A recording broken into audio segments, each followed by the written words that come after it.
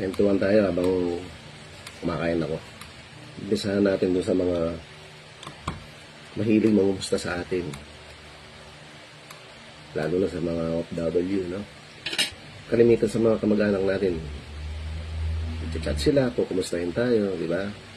Meron naman yung mga kaibigan natin, madalang lang sa katak ng ulan, nakamustahin ka. Natawa ka, no? Siguro related sa iyan.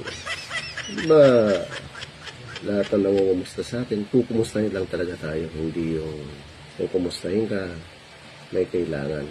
Hindi naman lahat. Ganon. Lalo na sa mga OFW na, di ba pag kinumusta ka ng isang kaibigan, kukumustahin ka lang. Yung alalahanin ka.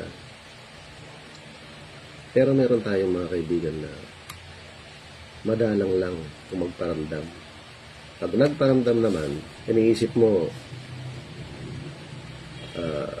naalala ka niya. O, kumusta siya? O, kumusta ka na, sir? Sasagutin mo, okay ka lang. Yan, ito, buti lang. Pag tinanong mo sa kanya, o ikaw, kumusta na? Yun, magdadrama na yan. Nasabi na yan lahat. Siyempre, ikaw naman.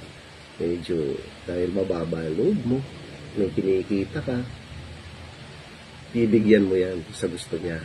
Pero pagkatapos nun, pag nabigay mo na ang gusto niya, 100% hindi ka na niya uli maaalala. Maaalala ka lang niya uli pag may kailangan siya uli. Kaya, sino related dito? Kung nagustuhan mo yung topic, mag-comment ka.